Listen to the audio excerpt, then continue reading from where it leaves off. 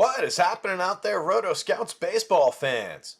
Took a second to get the show to start there after I clicked the go button. Engine wouldn't turn over for a sec. If you saw me sitting there saying nothing, just kind of looking back and forth, that would be why. Happy Thursday. Welcome to a Thursday show. Gonna be a quick one. We're gonna try and actually, I know I say this a lot when we're short on time, but we're gonna actually try and make good time. I got somewhere to be later on tonight. Just heading into the city for a show. So got to get out of here at a reasonable hour. We're also up against the 6:50 start time. Not all that early on the FanDuel slate, but we've got a lot to talk about and a short time to do it in. So I'm just going to kind of jump right over to the board.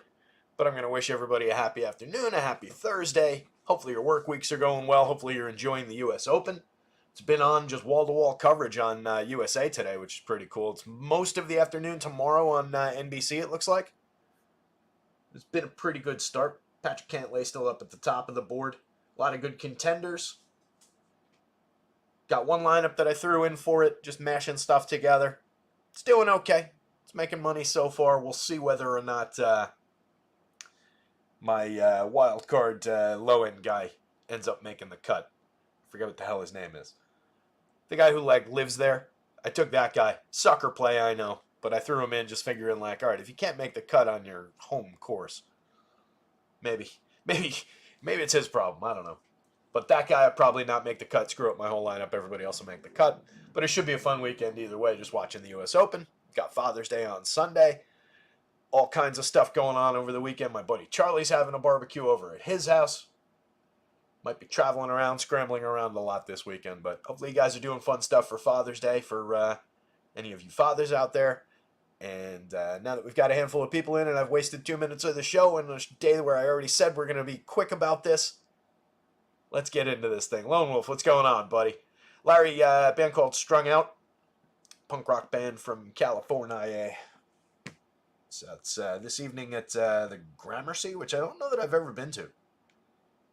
It's over, looks like it's right off of Madison Square Park. Don't think I've ever been to it. Typically shows like Irving Plaza these days. All the smaller venues in the city that used to be there back in the day are just gone. Coney Island High, and Tramps, and places like that. CBGBs.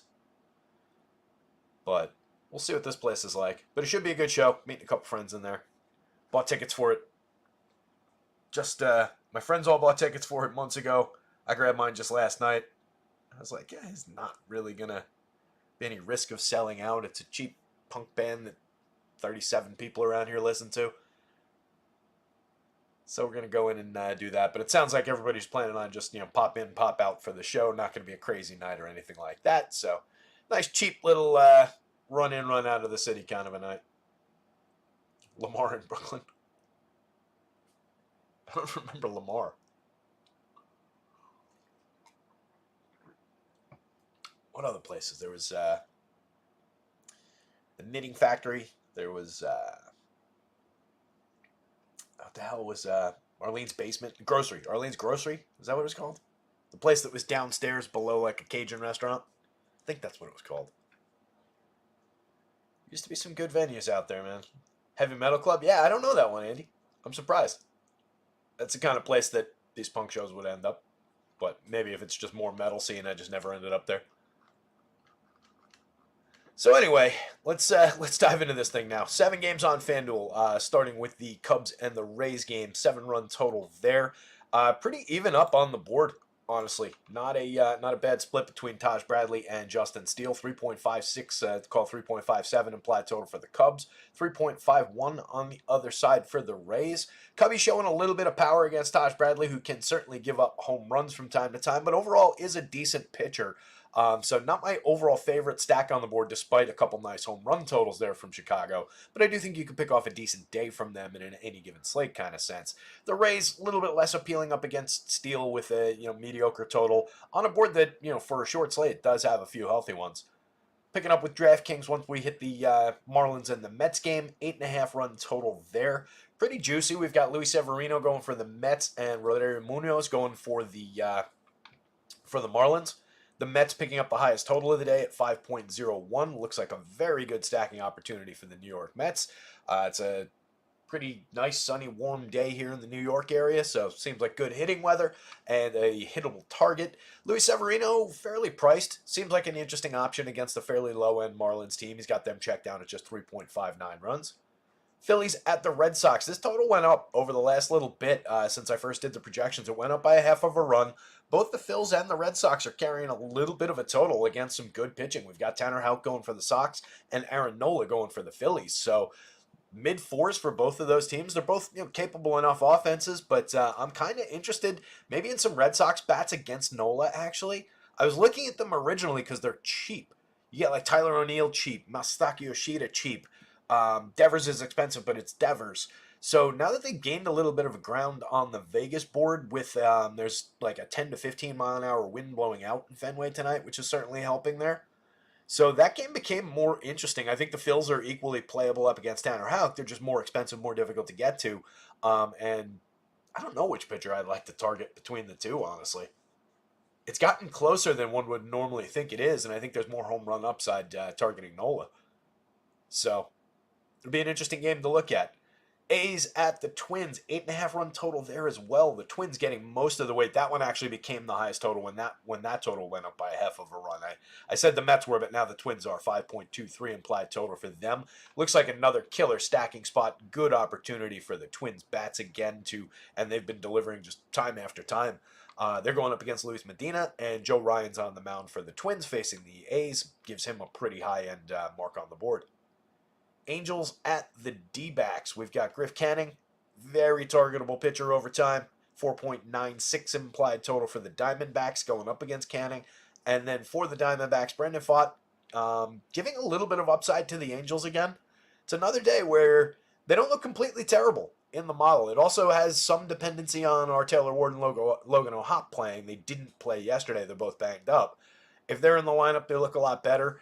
But as at least a value stack, they're not completely dead in the water. Pfaadt's given up some home runs. He's had a couple games where he slipped down into the mediocre version of himself that we saw at the beginning of last year.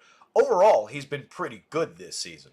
Has decent strikeout stuff, but can get dinged for runs here and there. But he's got him at just a 3.65 implied total. It's just a value kind of a play. We're going to give it a look. White Sox at the Mariners. This had been a very, very high-end pitching matchup. It is less so now. Emerson Hancock replacing Luis Castillo for the Mariners. And Garrett Crochet, top of the board, going up against the Mariners for the White Sox.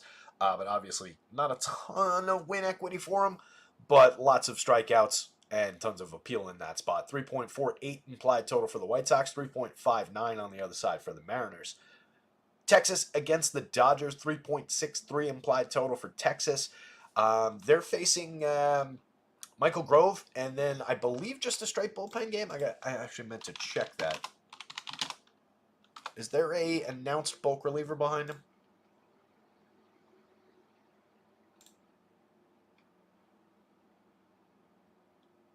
Oops. Come on. Stupid pop-up thing. I gave him like an inning and a half on the board. I don't think he's anywhere near playable. I think it's a straight bullpen game after that. I don't see anywhere where they've announced a bulk reliever. But I don't think we're getting Michael Grove there. The Rangers on the other side, though, kind of diminished. They did get Corey Seager back in the lineup yesterday. 3.63 implied total for the Rangers, though, going up against Grove and then whatever comes out for the Dodgers. And then going the other way, 4.97 implied total, pretty healthy on the boards and on this pitching board on this hitting board rather for LA, going up against Michael Lorenzen. He's had a couple decent starts in spots this year, but this seems like a very dangerous spot to be considering Lorenzen, and the Dodgers make a ton of sense against.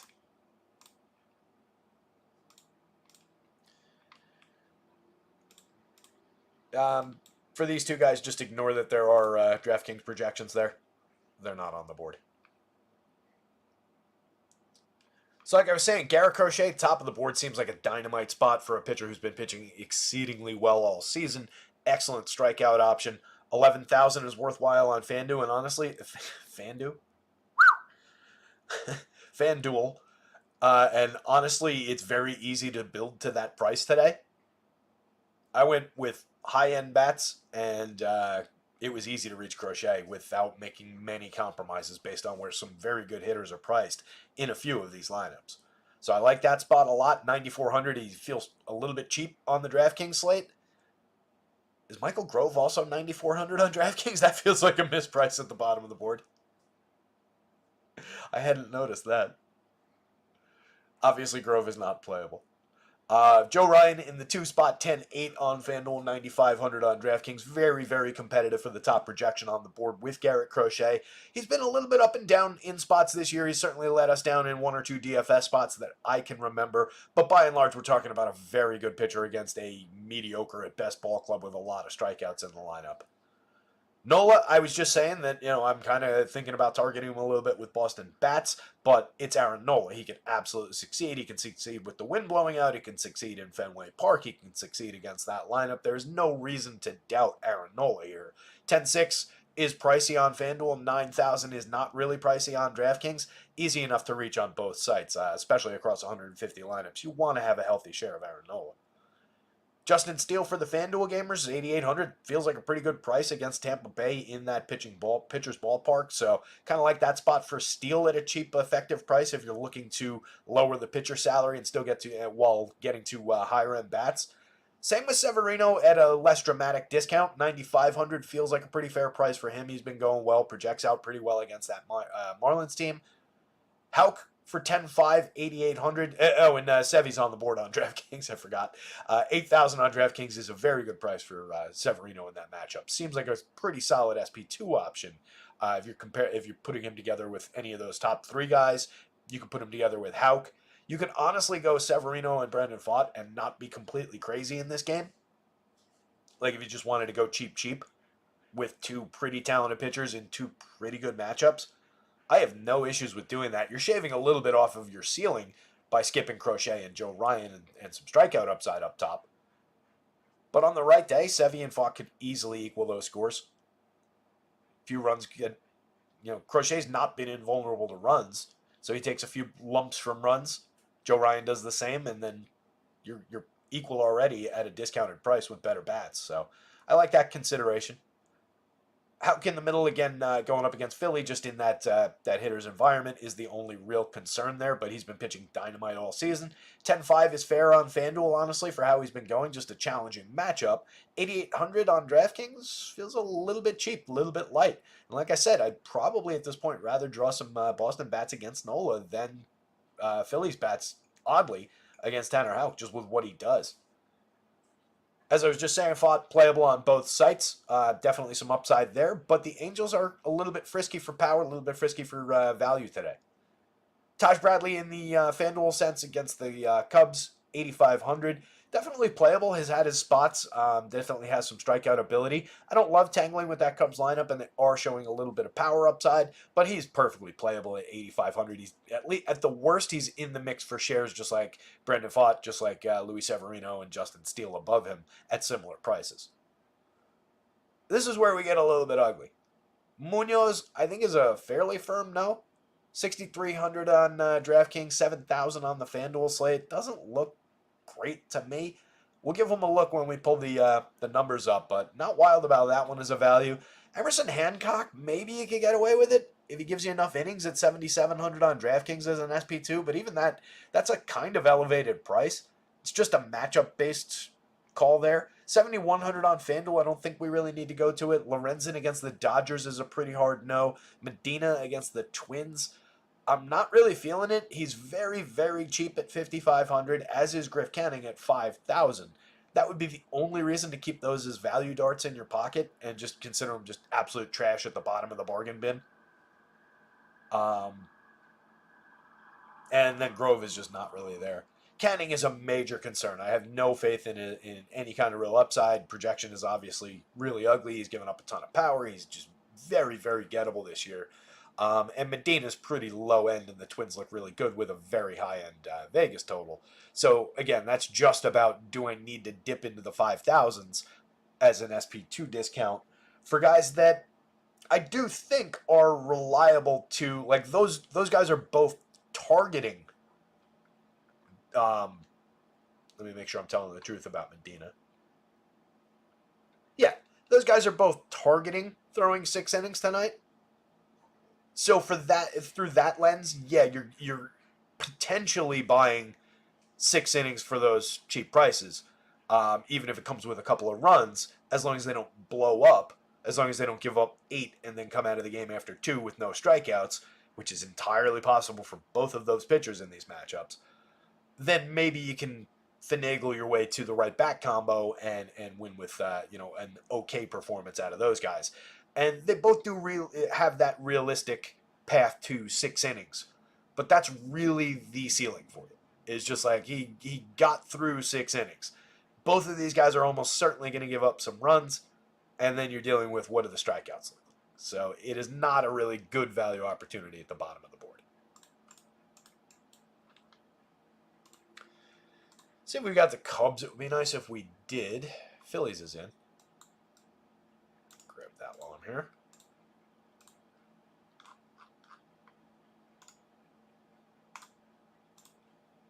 See what you guys are talking about in the chat. Is it Yarbs?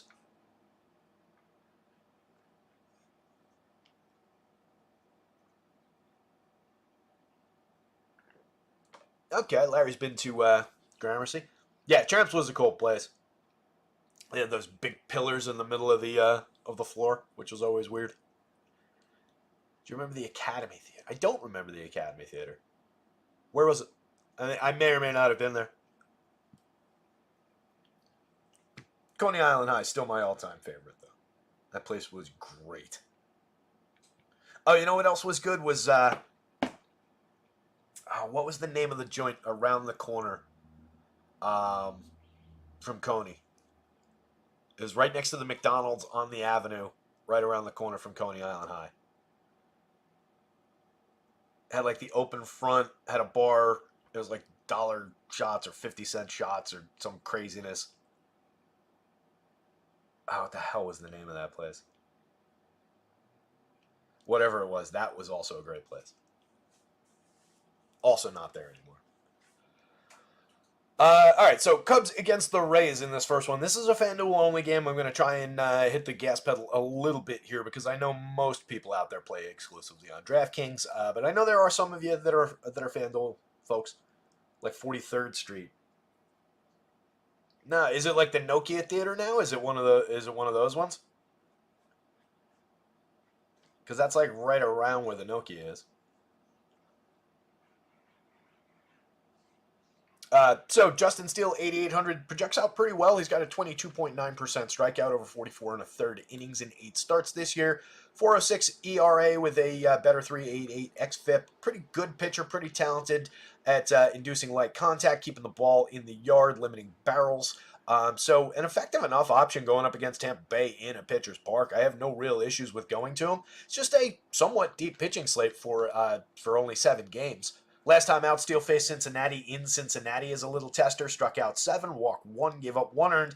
Ended up giving up 3 runs, but only 1 earned on 5 hits. Not bad. Start before that, that's right, we were laughing at this, I think, the other day. Or was it somebody else?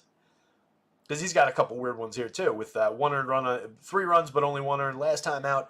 And then also against Cincinnati, the start before that, 5 innings in Wrigley, 5 runs, but only 1 of them earned. 5 strikeouts, 4 walks.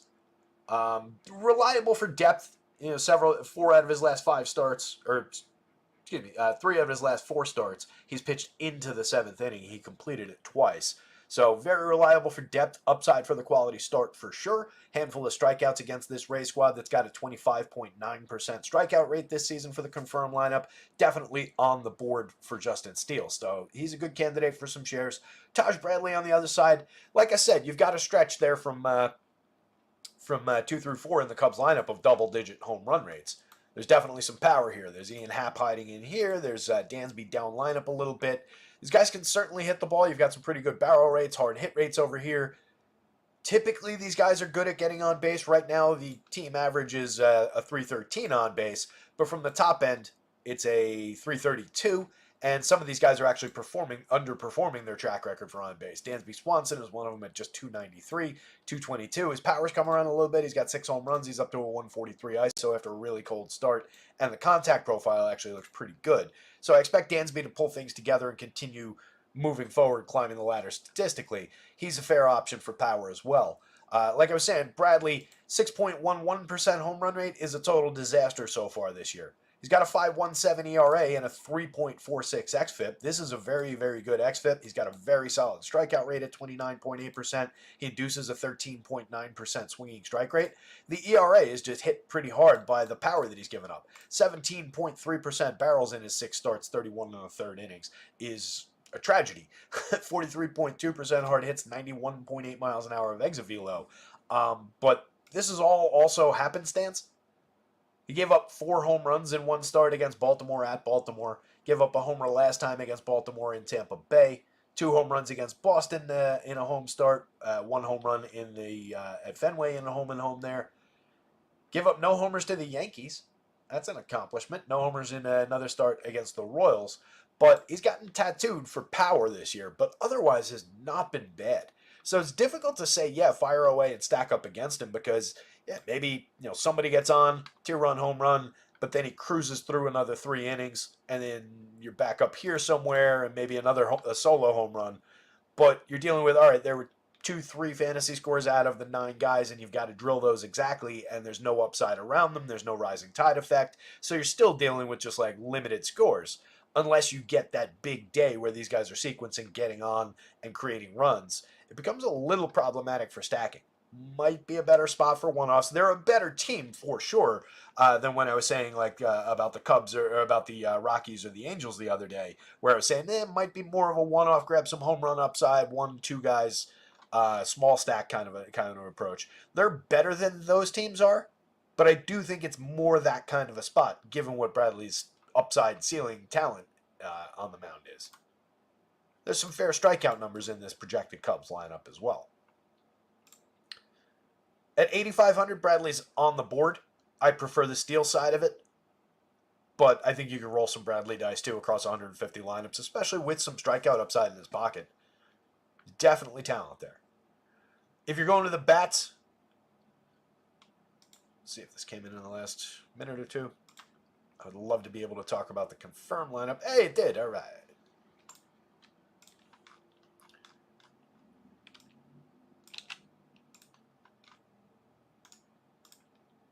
So we've got Tauchman, Morel moving to the 2 spot. So it's just Morel and Suzuki swapping places. Bellinger, Suzuki. No Ian Happ, Michael Bush climbing the lineup.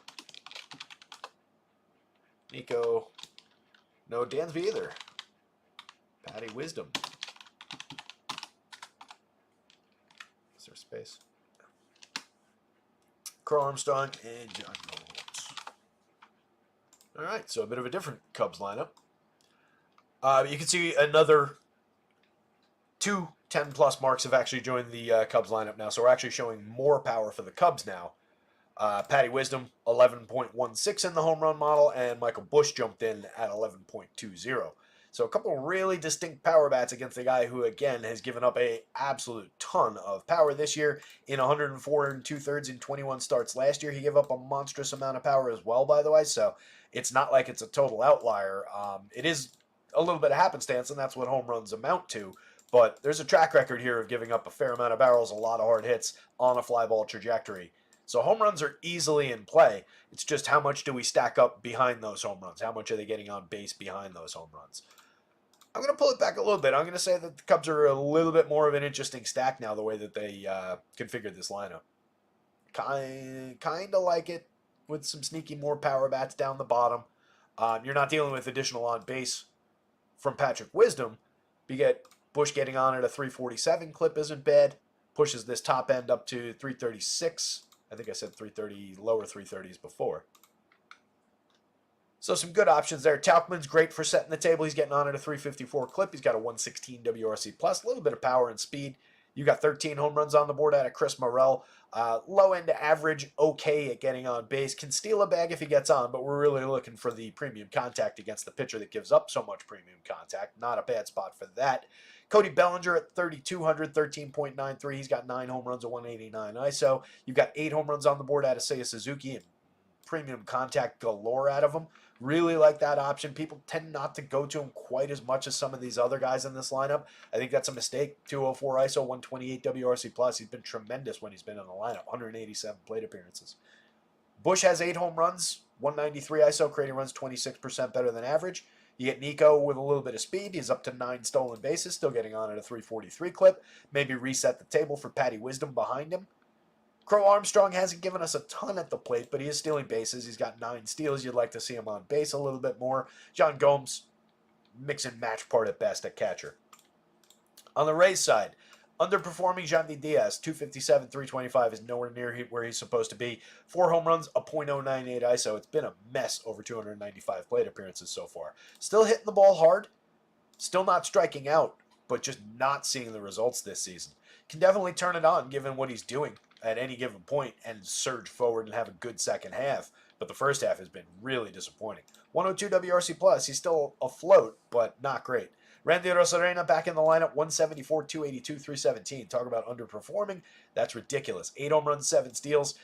Very, very capable multi-category contributor, but messy so far this year. Brandon Lau is here for power. 3 home runs on the season against a guy who doesn't really give up a ton of homers, a ton of power. It's not a great spot. Also a lefty-lefty for Brandon Lau. Isaac Paredes, probably their most believable home run hitter in this spot, 6.27, and the model has him in the lead. 10 home runs on the season, a 188 ISO, 146 WRC+. plus. He's their most playable bat, but it's really not a great looking spot for Rays bats at all. Ahmed Rosario, 4 positions for 26. I like the option, 296, 316, 413. If I'm stacking Rays, he's definitely involved on FanDuel, and this game isn't on the DraftKings slate.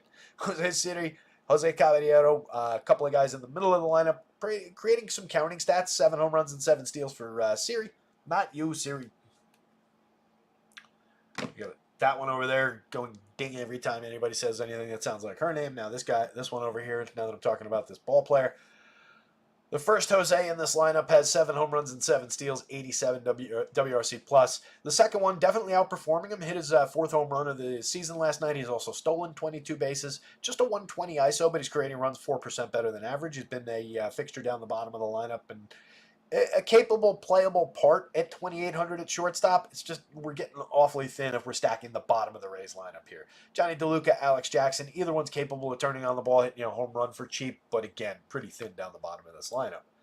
So both pitchers are definitely on the board. Cubs bats are on the board. They're the more interesting of these 2 teams on FanDuel. Jake's here. What's going on, Jake's Wales?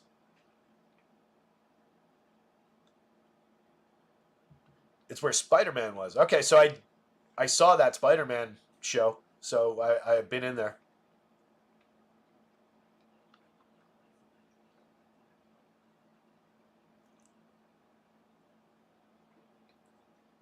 Oh, the clicking drives you nuts? What, with me clicking around on the board back here? I don't know how else to do that, Fanatic. I'm trying to highlight things so they're easy to spot as I click and click. So Luis Severino, 8,000, 9,500 on the FanDuel slate, 19.5% strikeouts, a 3.25 ERA, a 4.10 xFIP. He's been effective enough. He hasn't been great, but he's not really giving up power, just a 1.68 home run rate, a 4.3% barrel rate. Trying to do this without clicking on it for Fanatic's sake. We'd like to see more strikeouts from Sevy. He's been higher in the past, 27.7% 2 years ago in 2022. He was a mess last year with an 18.9% strikeout rate and nothing working for him. So this year, you'll accept everything else working for him and a 19.5% strikeout rate. He's still walking a few too many, not throwing enough strikes, but Stuff Plus likes the makeup, and he's been getting away with it. So very gettable Marlins team on the other side, 22.8% strikeout rate for the confirmed Marlins lineup. Not really flashing a ton of power. There's a couple of guys here, though, with above, well above halfway to the magic number, and Jazz right below it. So they're not showing no power. But between the two, I prefer the Severino side. I think he's fairly priced on DraftKings at just 8,000. Puts him in play for cheap SP1 shares like I was talking about in a cheap pairing, or SP2 shares if you can pay for him in one of the top guys. 9,500 on FanDuel. I think he's just in the mix for shares. Probably won't be crazy highly owned, but might get a little bit popular given the matchup. Munoz on the other side, 25.9% strikeouts over 4 starts, 19 2/3 isn't bad. We're looking at a 9.41% home run rate in that small sample. He gave up 2 home runs last time. He gave up 4 home runs the game before that to the Dodgers. The 2 came against Cleveland. 6 innings, 7 strikeouts, 2 walks, 1 earned run, and no homer on 3 hits to the Rockies in a good start. And then gave up 2 home runs, struck out 7 Cubs, but 2 home runs against. I really am just kind of buying into the power upside, I think, for the Mets. Given the 21.2% barrels, the 48.1% hard hits, 90.1 miles an hour of exit velo in a small sample here. See what he did in the minors before we write him off completely. Given where they are in on the Vegas board, given what they're showing for power and what the pitcher looks like, I really think we're probably just targeting him with Mets bats. He had given up 7 home runs in 41 innings. 7 home runs in 7 starts in AAA this year. Last year he gave up 8 home runs in 10 AAA starts. Seems pretty realistically targetable for power. The strikeouts are maybe real, although not really. 17.3% in AAA last year, 22.7% the year before. Taking a jump up in the majors. I feel like he's just gotten a little bit of luck-based upside there, and he walks a ton of hitters. This is real and trends through his minor league career. So I think we're dealing with a super targetable pitcher. I don't really see it at 7,000 on FanDuel, 6,300. If you want to chase some strikeout upside against a relatively low strikeout Mets team, go for it. But there's better options on the board for value. Mets bats definitely in play. Marlins bats, meh. I think they're okay. If you're hunting around for value stacks, you could do worse. There is power showing, through the mid-range right there. That stretch of hitters is where you want to be. Jazz has 9 home runs and 12 steals. Good for counting stats. Has a 109 WRC+, plus, an okay ISO. You get an okay ISO out of Brian De La Cruz. He leads the team with 11 home runs, 105 WRC+. plus. Josh Bell right on the line for run creation, 7 home runs. Not really doing anything exceptional, but he doesn't strike out a ton. He can put the ball in play. He's got a good spot in the lineup. Switch hitter for a cheap price. Guy who, in the past, was capable of driving the ball a lot better. So maybe the right upside day for Josh Bell. You can get there for cheap pricing. Jesus Sanchez, 22.3%. Ever since I pointed it out, this has just continued to skyrocket back toward this kind of territory. So I don't think anything that we were hoping for there is realistic. But good bat on ball skills for sure. 4 home runs, 6 stolen bases so far, 79 WRC+. plus. Jake Berger, really disappointing this season. 5 home runs, a 113 ISO. We saw tons of power from him last year. The premium contact is way down.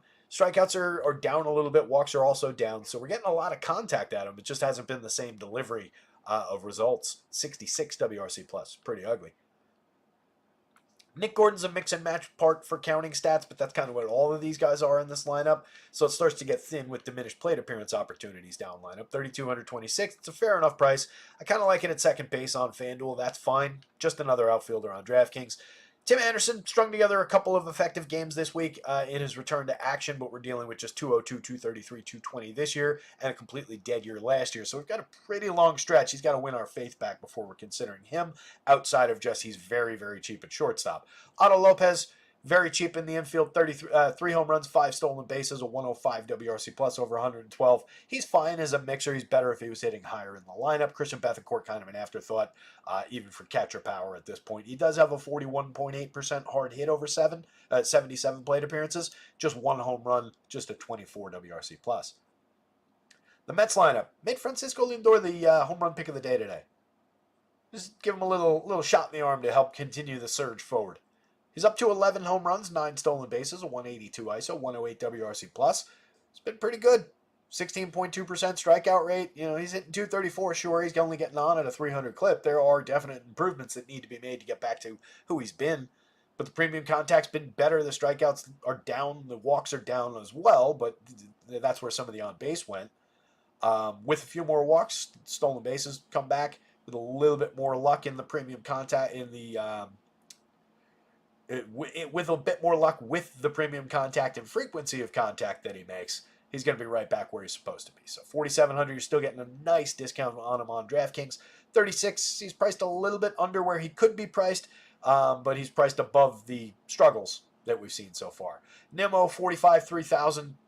Good lefty bat with a little bit of pop. 7 home runs this season, a 157 ISO. Underperforming his talent overall, but a 114 WRC plus, doing what he needs to do to stay relevant, and a great contact profile, 11.3% barrels, 48.8% hard hits.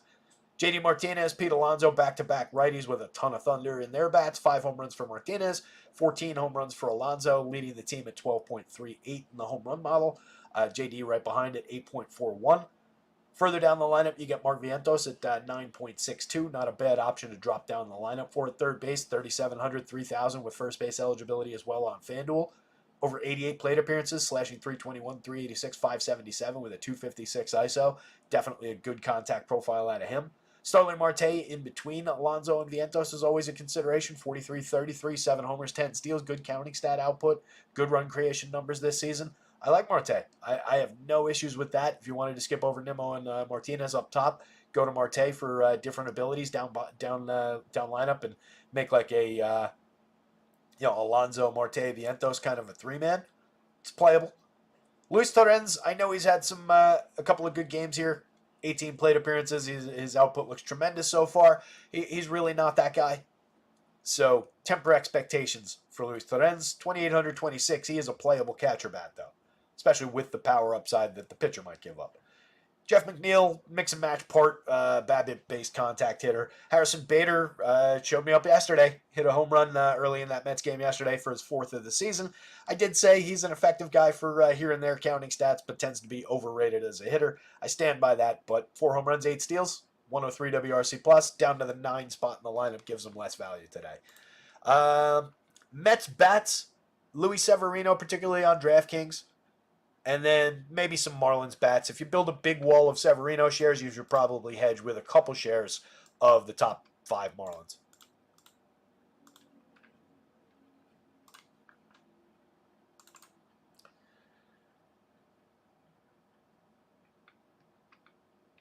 Gophus, waiting for Boston bats. Here they are, buddy. Yeah, I tell you, it's kind of interesting given the run total there that went up during the afternoon, and both these teams in the mid 4s rather than the low 4s or even the 3s with these pitchers on the mound. All the wind blowing out in Fenway Park, which is a hitting environment anyway. It's not uninteresting. Nola's been a little bit gettable for home runs this year, not necessarily for the things that create home runs though. Just 6.1% barrels, 35.5% hard hits, 87.9 miles an hour of exit velo. That means that the 3.34% home runs, a little bit happenstance in there. But Houck on the other side has been better at limiting home runs in a more realistic sense. So that's kind of why I was saying that I would probably rather target, if I'm going to target this game, I think I'd rather target Nola with some Red Sox bats. And you can see it right there in the home run model. You got both O'Neill and Rafi Devers over the magic number at 10 plus. Nobody in that territory on the Phillies. Even Kyle Schwarber, 6.46. Bryce Harper, 5.82. Just a little over halfway to the magic number because Tanner Houck has limited barrels to 3.9% this year. Launch angle to just 4.7 degrees. 41.6 miles an hour, 41.6% hard hits and 89.7 miles an hour of exit velo matter a lot less on that kind of trajectory. 0.60% home runs over his 13 starts, 85 innings this season. Very good for depth of start. Been very, very effective this year. So between the two, I kind of like how and it might not come in the sense of runs. Maybe it's a 4-3 ball game and it doesn't really matter either way. But if we're talking purely about limiting DFS scoring events, limiting home runs, limiting extra base hits, Houck is probably the better of the two pitchers for that right now. He gave up his 2nd home run of the year last start. That was against the White Sox. 9 strikeouts, gave up a homer, 2 earned on 3 hits, went 7 innings. Went 7 in the start before that, 6 in the start before that one, and 7 in the start before that one. He's given up 4 earned runs in those combined 27 innings across 4 starts. It's been terrific this year. Earned run high for the season is 4. That came all the way back on April 12th against the awful Angels. Bet he'd like to have that one back. Just 2 strikeouts, that's a weird performance from him. 12 hits, 2 strikeouts, that's his worst game of the year by far. Across the board. I like Houck here. I think he's playable on both sites. A lot more appealing at 88 on the DraftKings slate rather than 10-5 on FanDuel, but I think he is playable here. The Phillies, not particularly high strikeout, just 19.5% for this confirmed lineup. Same group of hitters, though, last year, 23.1%. So maybe we temper that a little bit. Like you get Whit Merrifield in there. He's low strikeout to begin with, but he's at just 10% this year in 130 plate appearances. Last year, he was at 17.1. That would make a difference in this average. But again, he is low strikeout. David Dahl at just 13%, well, last year, 22%. And if I remember correctly, and this is only over 15 plate appearances. So a couple of guys skewing that average down a little bit. There are some additional strikeouts for Houck. He's been at 25%. Very solid swinging strike number and an excellent CSW for him. On the other side, Nola is at 23.1%. There are definitely strikeouts for him in this Red Sox lineup, just under 24% this season, just under 23 last year. Realistic strikeout upside for both pitchers puts them on the board for sure. Even with the hitting environment, the wind, et cetera, et cetera, et cetera, if you had to ask me what was the most likely outcome for this game, I would say both of these pitchers probably succeed, pay off their mean projections here with a little bit of ceiling into the FanDuel scale high 30s kind of range, get their quality start bonuses, and limit these teams to a 3-2. We're in the seventh at like 3-2.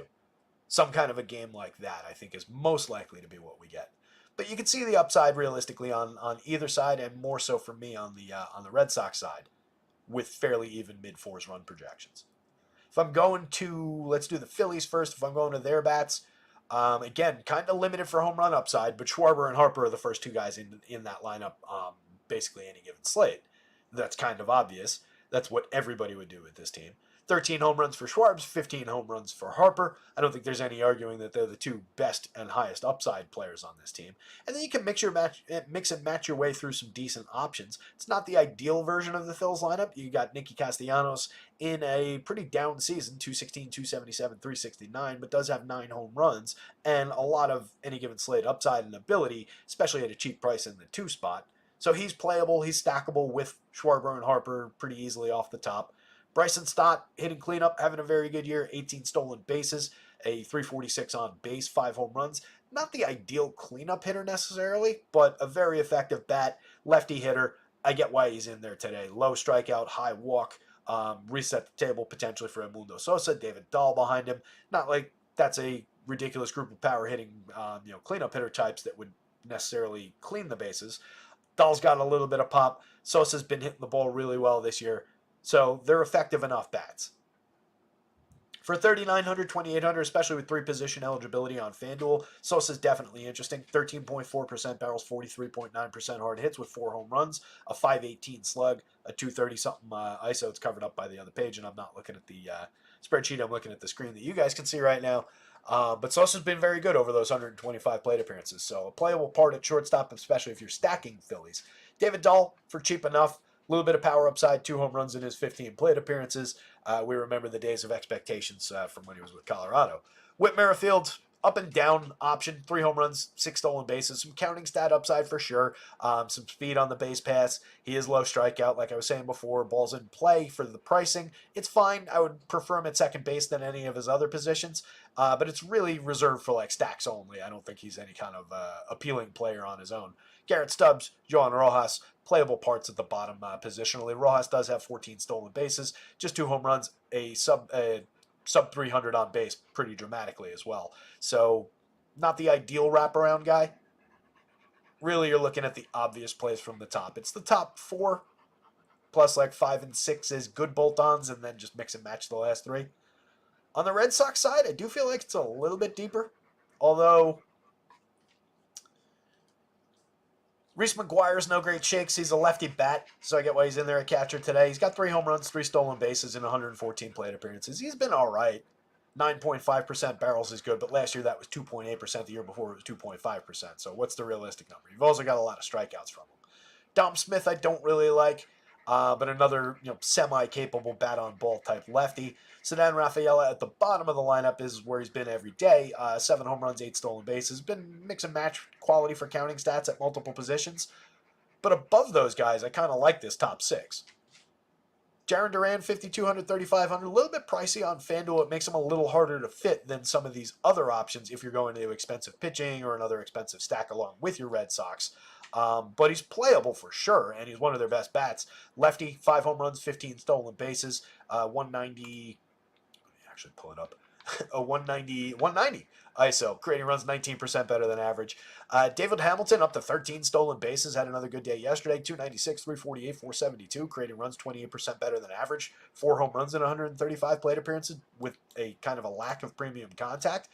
Just keep doing what you're doing, David. Multi-position, prefer him at second base on FanDuel for sure, but I also like Emmanuel Valdez at second base over there, so I'll take him at short. I don't mind that option. 3,400 at shortstop, pretty playable on DraftKings. O'Neill, kind of a no-brainer, 10.52 in the home run model. He's got 11 on the season, 245 ISO. Nice to have him back in the lineup. Rafi Devers is the biggest no-brainer in this lineup. He's got 13 homers at 273 ISO, creating runs 52% better than average. And you're honestly still getting him for a pretty fair price on DraftKings at 56. It's back up to realistic levels for Rafi Devers, but he could easily be 58, 59, 6,000 even. No issues with it if they did that. 3,900 on FanDuel. Masataka Yoshida is notably cheap on the FanDuel slate. Hitting 5th today, left-handed hitter against a righty, 2,500. He's not a premium bat, but he's definitely got the ability to drive the ball from the left side. 40.6% hard hits last year, 6.6% barrels. That resulted in 15 home runs, 289, 338, 445 in his rookie season.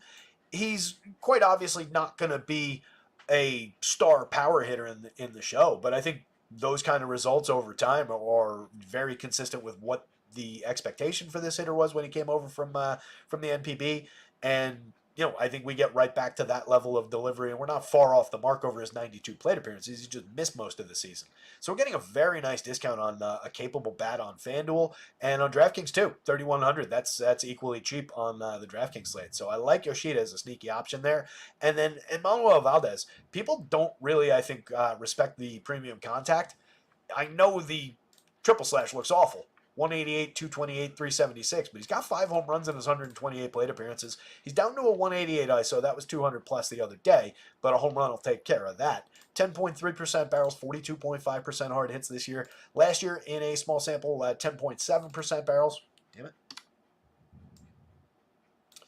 That resulted in 6 home runs over 149, and the slash line looked a lot better. 187 ISO on the back end of that with a 266, 311, 453 slash line.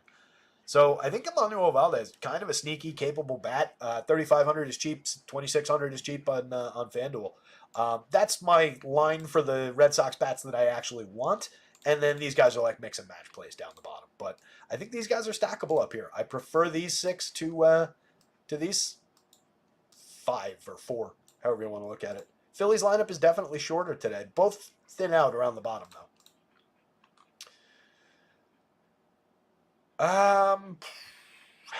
I guess I got to put Nola on top considering how it projects, but it's like Nola on top, then Red Sox bats. Or, excuse me, it's Nola on top, then Tanner Houck. But between the two teams, I prefer the Red Sox bats and then the Phillies bats. I do think all 4 corners are playable here.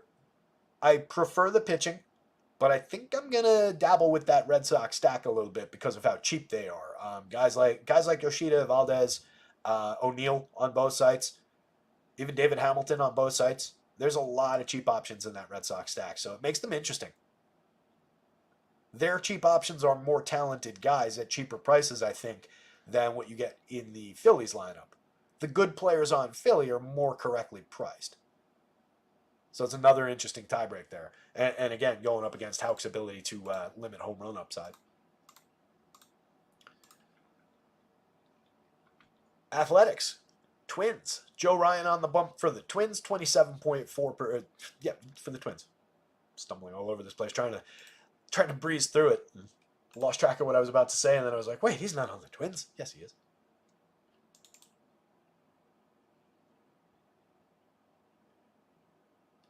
Well, I guess we know why Garcia bats lead over now. Great hit to beat the Yanks. Did they win that game? Yanks got to drop one every now and then. I still got the open on in the corner here. I flipped away from the Yanks at one point and put me in the top 20 on that slate. Nice. Mamba has been on an absolute tear. Gotta say. I don't know if that slate's over yet. Hopefully you hold up there, Mamba. But you mentioned some really killer results lately, buddy. Congratulations. Joker, keep it down over there. What are you doing, weirdo? Larry wondering why Terry's panting. So, Joe Ryan, as I was saying, 10-8 on FanDuel, 9-5 on DraftKings. Looked pretty fair to me. 27.4% strikeout rate, just a 4.2% walk, 3.30 ERA with a 3.22 xFIP, a sub-1 whip, inducing 12% swinging strikes against an athletic squad that can absolutely feed him some strikeout upside. 26.4% strikeout rate for this confirmed athletics lineup. Definitely looks targetable with some Joe Ryan. He's hit a couple bumps in the road along the way, but by and large pitches very effectively most of the time. It's just they're kind of loud when they do go pop because they're typically pretty popular DFS spots. 5 earned runs the last time out. That was against Houston at Houston. Not the worst outing in the world. 4 earned runs back a few starts ago on the 16th against the Yankees. Only 5 strikeouts in that game. Had a 3-run blow up a few times, and that's limited.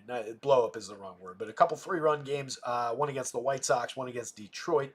Were concerning DFS starts where it was like, all right, he's not delivering what we needed. He's not delivering the huge game, but definitely hasn't really been blown up. The 5 runs against Houston is the season high. So also has a season high of 12 strikeouts with several 8 or 9 strikeout games in here. So we're dealing with a very, very high-end pitcher against a very low-end offense. Looks like a good Joe Ryan spot. Coming back the other way, Luis Medina. 2 starts, 10 1/3, dealing with a very, very small sample. It was 4 2/3 last time against Toronto. Struck out 1 and walked 5. Gave up a home run and 6 earned runs on 5 hits. Start before that, first of the year against Atlanta at Atlanta back on June 2nd. 5 2/3, struck out 6, walked 2, no home run, no earned run, just 1 run, 2 hits. It's a very effective start. So 1 good, 1 bad. 5 2/3 of quality against Atlanta. Now, Atlanta, as I was pointing out yesterday, and kind of snuck up on me, the lowest run output in baseball over the last month and a half, since like the end of April. They've been really lousy. So maybe that start is not quite as surprising as it might seem on the surface, just looking at the opponent. A scuffling version of everybody who's healthy in that lineup, a Braves lineup with no Ronald Acuna. Who knows who was in the lineup that day when they actually faced him. So take that good start with a grain of salt. I don't think he's that pitcher. And maybe that result is not quite as accomplished as it seems. And obviously this is tragic. This is awful. That's awful. Everything in here, well, the barrel rate's fine, but the launch angle, the hard hits, the 91.4 miles an hour of exit velo definitely makes some power against believable here.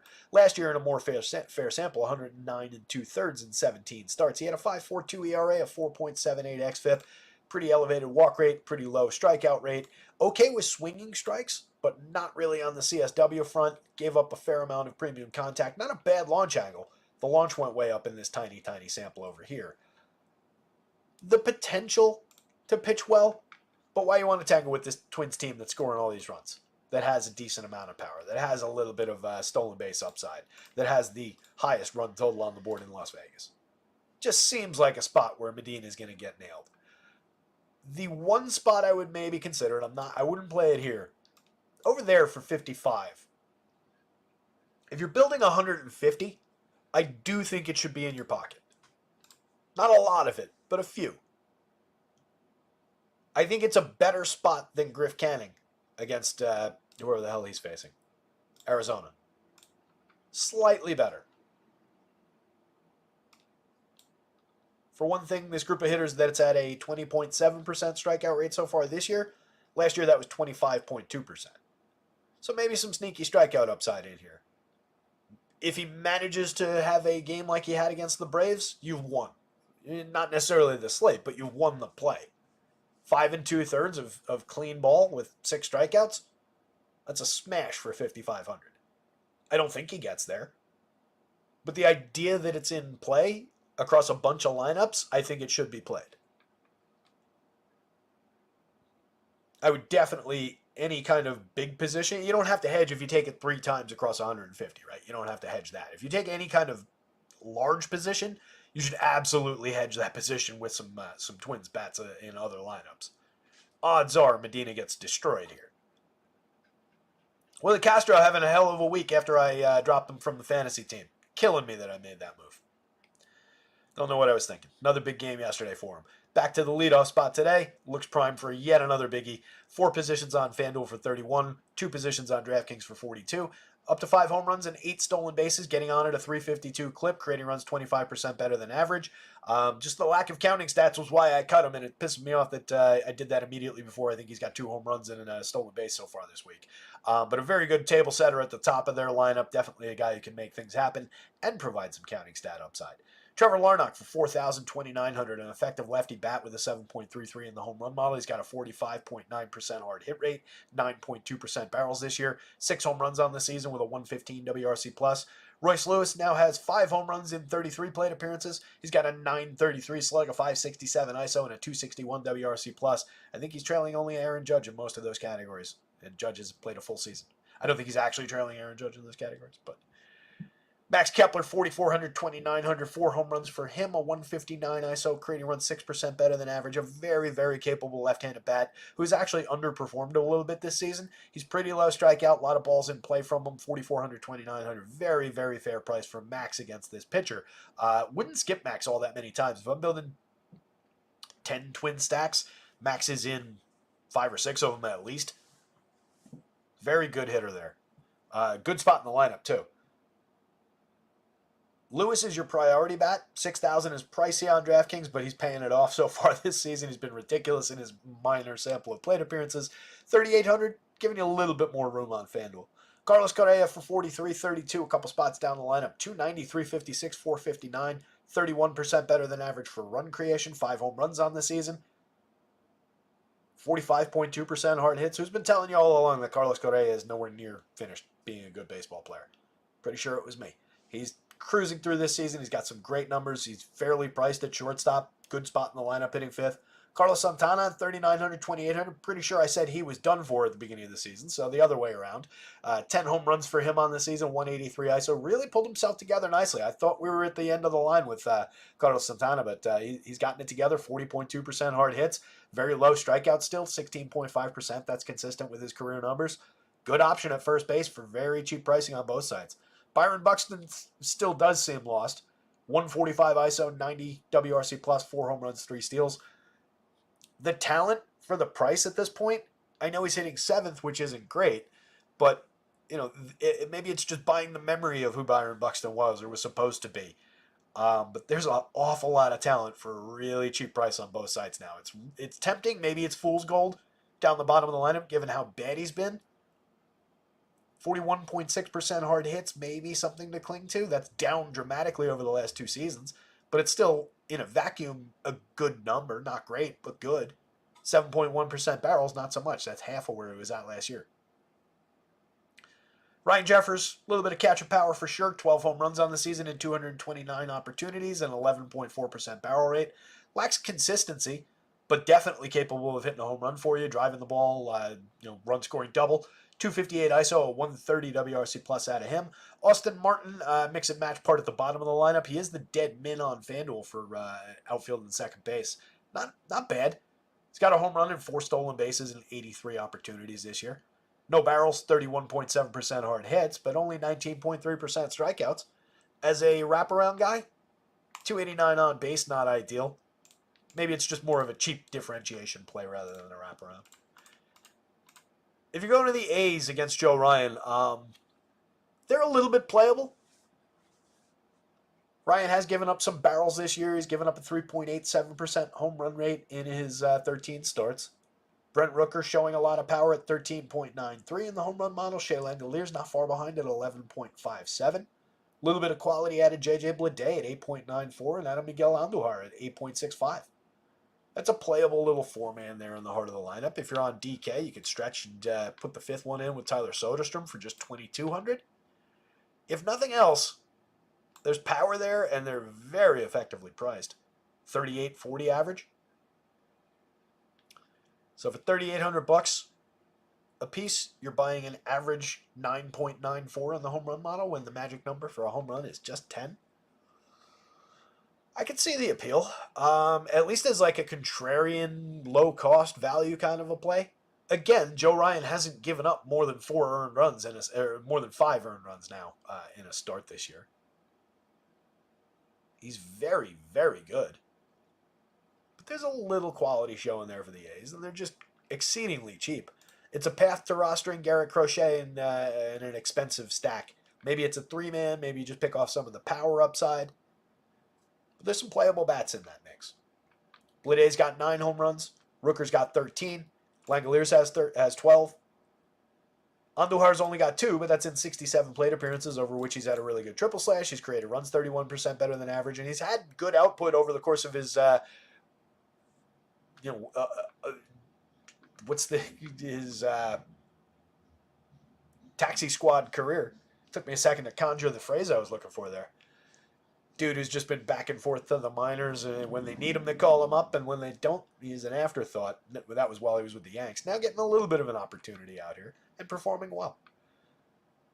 Abraham Toro's been good. 6 home runs, 3 stolen bases, creating runs 4% better than average. Just an on-base kind of a guy, table setter kind of type at the top of the lineup. Not ideal at 4,000 at third base.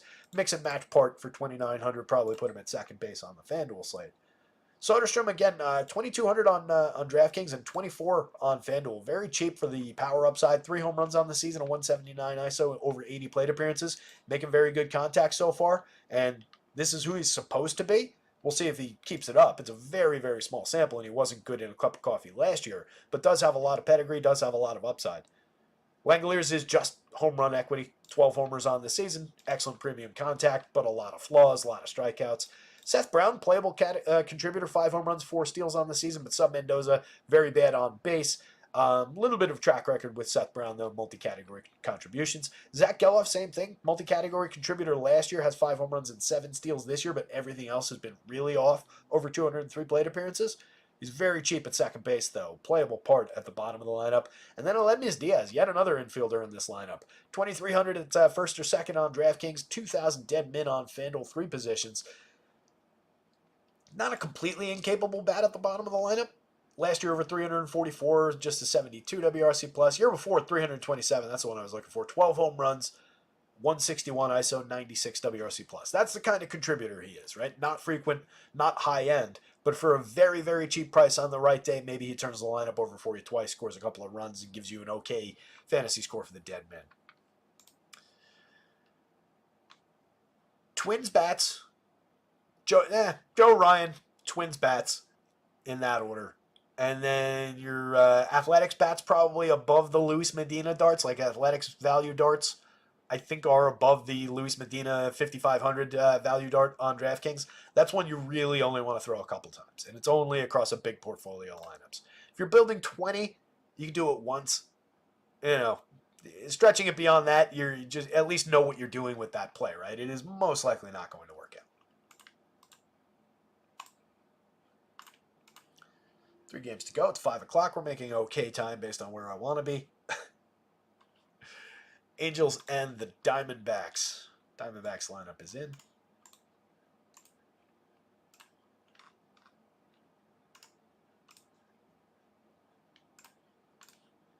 See if we got the Angels, actually. That's an important one. Doesn't look like. The Cubs. Did we have that? I forget if we had the Cubs at the top of the show. We did, all right. Man, it was 40 minutes in between lineups.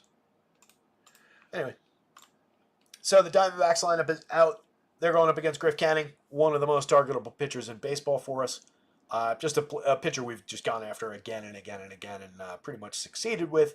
He's given up a 3.63% home run rate, which actually might be a little bit lucky on the 42% hard hits, the 90.8 miles an hour of exit velo, the 8% barrel rate, 15 points below average by stuff plus, 4.65 ERA, a 4.97 xFIP. Not striking out anybody this year, walking a few too many. The swinging strikes are okay, but not throwing enough strikes nearly. 69 2/3 over 13 starts. He went 6 1/3 last start, gave up 3 earned runs, managed to not give up a home run for the first time in 5 starts. Struck out just 2, walked 2, that was against the Astros. Gave up a home run to Seattle, but only that home run. 4 hits, 1 earned, 4 strikeouts. That was an okay performance over 6 2/3, but it was against that Seattle team that everybody's been beating. Against the Yankees, 3 earned runs, 1 homer, 5 strikeouts. That was an okay start over 5 innings. 9 hits, though. Yanks left a lot of runners on base in that game. 2 strikeouts, 3 walks, 2 home runs allowed, but just those 2 earned runs on 5 hits over 5 innings against Houston in a start in Texas. He really hasn't been completely destroyed given the power that he gives up. It's a manageable-ish track record of runs. Couple bumps at the beginning of the year, 5, 4, 6, another 4 in the earned run line, and doesn't, for the most part, pitch beyond like the 6th inning. So the ERA is ugly. The xFIP is even higher, and I think there is more expectation of home run upside. So it just plays like a pitcher who is even more targetable, I think, than what his results have been. So I like the Diamondbacks bats in this one. Vegas likes the Diamondbacks bats. 4.96 implied total, one of the higher marks on the board. Maybe a good spot to break out even more for Corbin Carroll. He's up to 213, 300, 308, 77 WRC plus, 2 homers, 11 steals. Hopefully starting to pull things together. What do the last few games look like?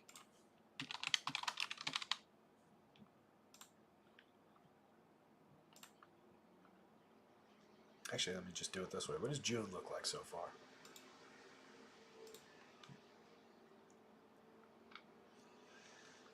So for the month of June, which is now, we're on the 13th day, for those of you who have been paying attention. Corbin Carroll slashing 300, 391, 400. Hasn't shown any kind of power, just a 100 ISO, but he's created runs 31% better than average in the tiny stretch. Signs of life, maybe, finally. It's limited, but there are signs of life there. 2 doubles, a triple, 9 singles. He's scored 9 runs. He's only driven in 3. Stolen 2 bases. Signs of life over the last 2 weeks from Corbin Carroll. 4,500, 3,100. He's very, very, very cheap for this matchup. Lefties also tend to obliterate Griff Canning. Maybe the right day to plug Corbin Carroll back into the mix. Ketel Marte, 5,100, 3,700, 14 home runs this season, a 229 ISO, 139 WRC plus. Continues to rake, continues to absolutely mash the ball. 54.2% hard hits. We're up 12 points over last year. Maybe that cools off, but he's sustained it over almost 300 plate appearances now. Jock Peterson, a lot of premium contact out of Jock as well. 7 home runs, 283, 78, 484. Holding up a pretty good triple slash over 188 plate appearances now. 204 ISO. We know there's tons of lefty power there. Love the option for a home run today. Christian Walker, 11.41 in the home run model, beating out Ketel Marte, who's at 10.83, and then Jock at 9.67. Those are the 3 team leaders. Very good pricing on Christian Walker's power upside. He's got 13 on the year, 203 ISO, creating runs 26% better than average. Little diminishment here, as we've talked about a number of times this season, but a lot of headway here. So love the option for power from Christian Walker at first base. Lourdes Gurriel, 4,300, 3,300, very effectively priced on DraftKings. Reasonably priced on FanDuel. Some home run upside out of him. 9 home runs on the season, a 97 WRC plus. He's been a little bit up and down, but there's a lot of ability there. There's a lot of premium contact there. So definitely not an afterthought in the outfield for a fair price. 4,000 for Jake McCarthy. Good table setter, 361 on base, 9 stolen bases. On the days where Corbin Carroll's not going to hit leadoff, Jake McCarthy's actually a pretty good candidate for that role. They haven't really done it that much, but would fit in there and has that skill set. Not a bad contributor from down here, 120 WRC plus, capable of turning on the ball. Not what he does, with any kind of regularity, but he's fairly low strikeout and can power the ball a little bit. He has 3 home runs on the season, despite a total lack of premium contact. Interesting enough bat for the pricing, especially on FanDuel, where he's significantly discounted compared to Gurriel. That's a lot closer on DraftKings, so I'd probably rather just go with Lourdes. On FanDuel, it makes a big difference. So it's an interesting name to keep in mind. Eugenio Suarez, Gabriel Moreno, and Kevin Newman pretty weak at the bottom. 5 home runs so far out of Suarez, 2 apiece out of the other 2 hitters. Everybody's below average for run creation. Everybody's got pretty weak on base. You get 320 out of Gabriel Moreno, but he hasn't done anything else. Kind of disappointing out of the second-year man at catcher so far. He's very cheap. I do think you could go there if you're stacking this team up, especially if you're doing it a bunch of times. You definitely want to include him. Kevin Newman is the most skippable guy in the lineup. He's got 2 home runs, 2 steals. He actually, 266, he has the best batting average down at the bottom of the lineup. But that's really all he is a low strikeout, low walk, balls in play type without a lot of pop behind the balls in play. So it's like a Jeff McNeil type down the bottom of the lineup. The Angels side, did we stall for enough time that we got the Angels lineup? Probably not. Nope. So this is the one that is interesting looking again today, depending on who's in the lineup. Yesterday we didn't get him. We also didn't get him. And that's a gigantic step down for this lineup. That said, you would probably get Joe Adele in one of those spots, who definitely has some power upside. So he's kind of interesting. There's some mix and match quality here. There's some one-off quality here. If Ward or Ohapi or some combination thereof is in the lineup, then I think they're even more playable. Overall, total vacuum, take DFS out of it, take pricing and everything out of it. What would I just think of this matchup? I would say the gun to my head scenario. It's Brandon Pfaadt. I definitely think he is the better side of the him versus the Angels equation. He's got a 23.4% strikeout rate, a 4.6% walk rate.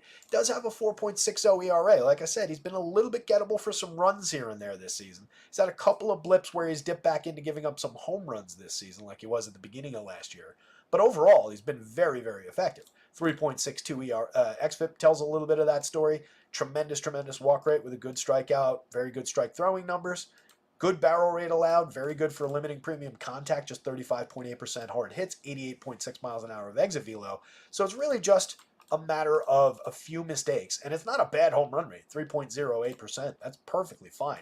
So a couple of mistakes along the way. So I really am not targeting Brandon Pfaadt.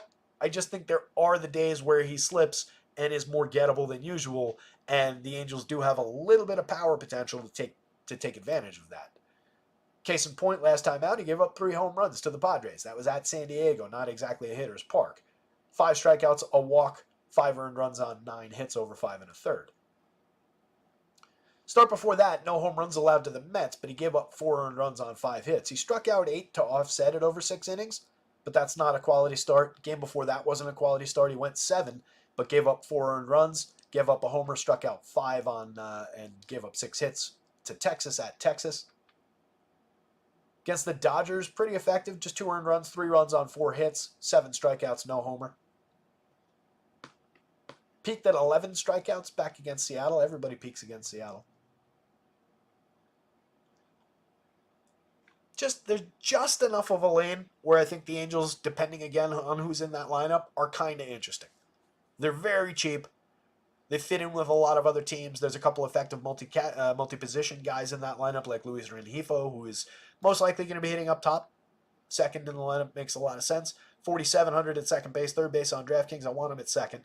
3,100 second, third, and short on FanDuel. He's got 4 home runs, 17 stolen bases, 364 on base, creating runs 30% better than average. Even if you have to play him at third base, it's perfectly fine. Nolan Chanuel, for cheap pricing off the top, he does have 7 home runs. Lefty bat to throw into the mix with a potential for a little bit of power. Supposed to be more of a bat-on-ball guy, but right now we're just getting a little bit of power and not really contribution to the table setting department.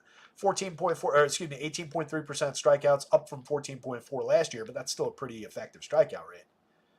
Taylor Ward, dealing with an injury, we'll see if he's in the lineup. If he is, he's a go-to in this lineup.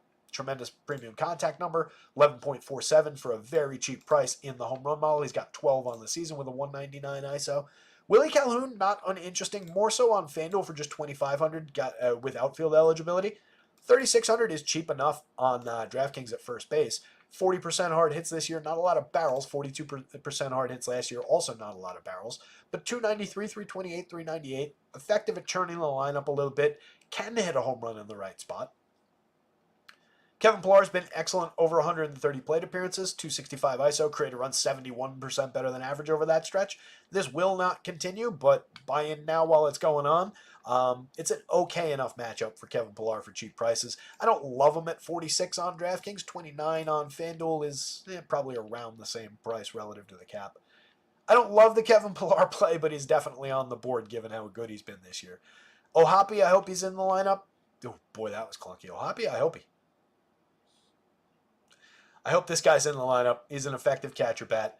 50% hard hits, 10.3% barrels, 8 home runs, a 179 ISO. He's a good catcher option on any given slate. Against this pitcher, if there are candidates for home runs in this lineup, he's certainly one of them. Mickey Moniak, the lefty, I'd rather have Joe Adell, I think, regardless of handedness. 2 home runs for Moniak, 4 stolen bases at 29 WRC+. Zach Neto, capable of contributing. He's got 8 home runs, 8 steals, 250, 300, 424, a 104 WRC+. Like him a lot better than Luis Guillorme at the bottom of the lineup. He is here almost exclusively for defense.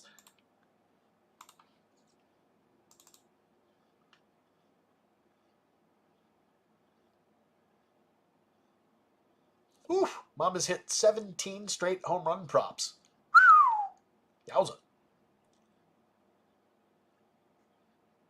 Hey, Tara, do any of your friends ever listen to your shows? I think, yeah, a couple of them. Not most of the guys that I mentioned, like the fantasy league, outside of like EMAC is in that fantasy league. But most of those guys I don't think listen, and they'd be the most prime candidates to actually listen. So it's more like, lady friend pops in from time to time just to see what I'm wearing and how my eyes look. My mom definitely pops in a lot of days. I think that's just part of her afternoon is to just put the show on and listen to a bunch of things she doesn't care about. So yeah, she's here a lot. I'm not sure who else hangs out, but every now and again people do.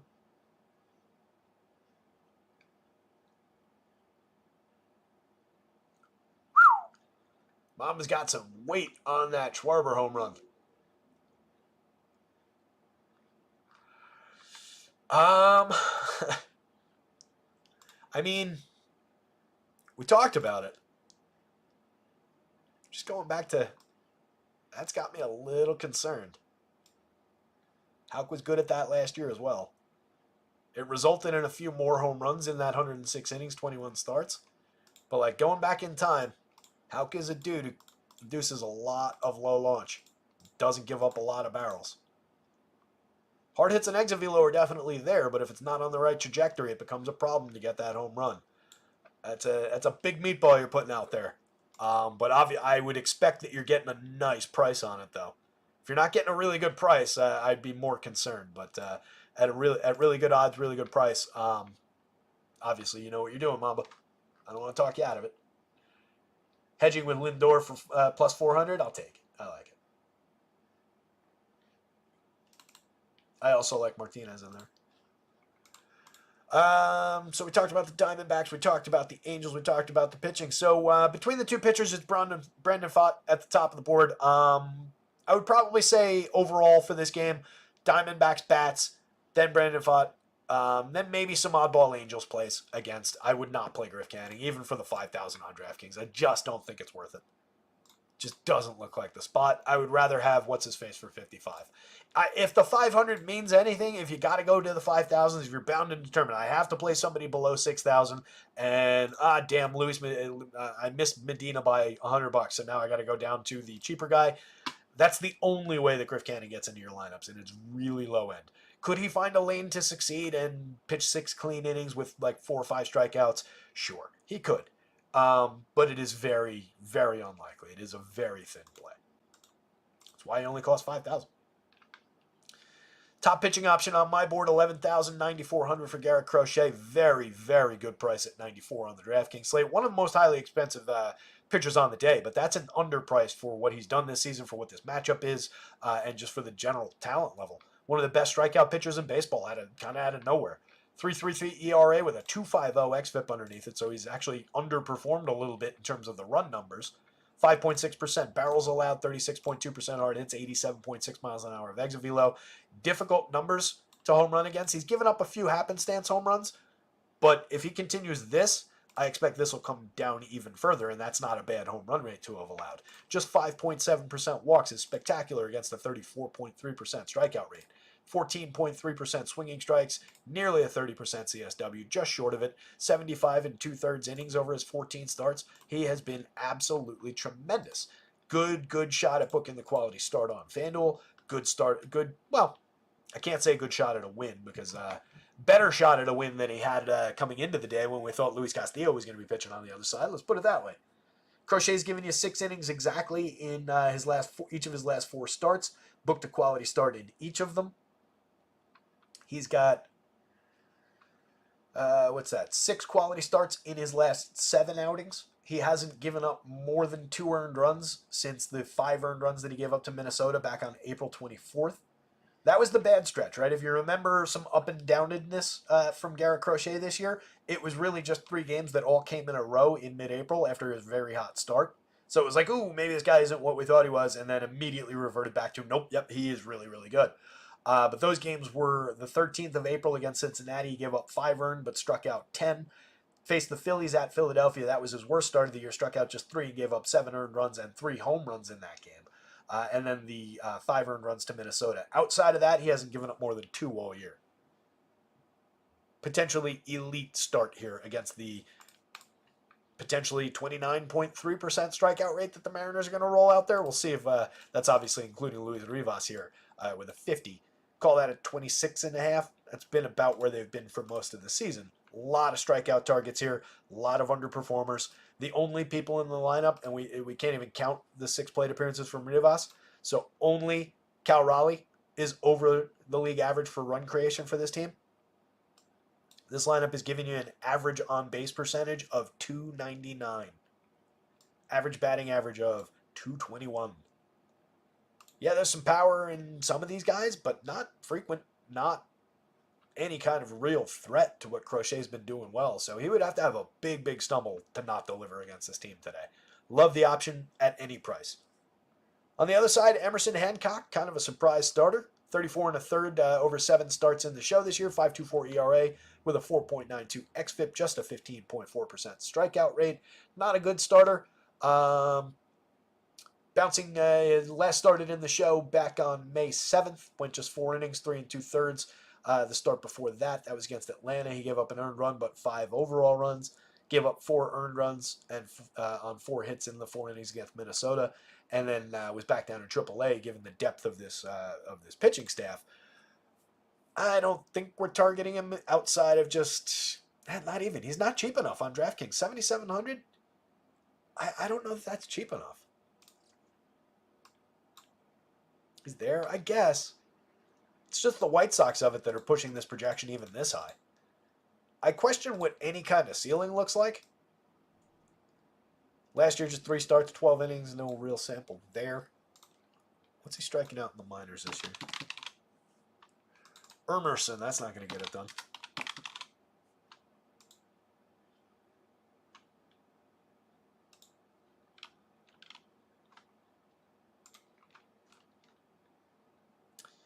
.8% strikeout rate in AAA so far this year. That's over 5 starts, 29 innings. He's got a 2.17 ERA, but a 5.19 xFIP.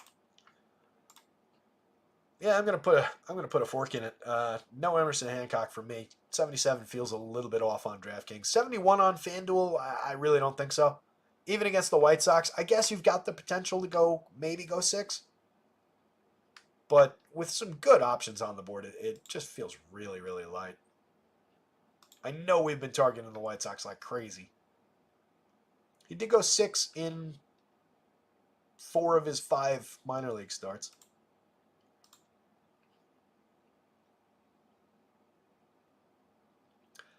At the absolute best, it's a value dart, and I think it's mispriced to be over here.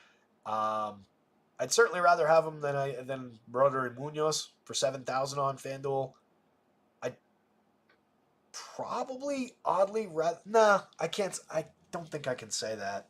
I was gonna say I'd rather have Luis Medina with more strikeout potential for 67 if I was doing a discount play on FanDuel, but I don't think that's true given the run total that Minnesota is generating and all the scoring quality while Hancock faces the White Sox. That's awfully tough to say, and Hancock is out projecting him. So I guess that's the one spot where I would maybe consider a couple shares. If I'm building 150 lineups on FanDuel, you can probably roll it a few times and consider them lost lineups that almost certainly aren't going to work out. I don't really want Mariners bats against Crochet. I think you can take a few as just a contrarian hedge type position that is probably going to be pretty low owned, but they've been crushingly bad this year, and he's been fantastic. So it doesn't really look like a good spot. Doesn't play out that way. Doesn't read that way. I'm sure it doesn't sim out well even, outside of just maybe generating some win equity from being low owned. But pretty limited. Two catchers on the DraftKings side with both Garver and Cal Raleigh in this projected lineup, 3,400 and 4,200. They're both effectively cheap for a position that you have to play on that slate. So maybe you'd grab a little bit of power upside there, but we actually got the confirmed lineup in. Do this real quick.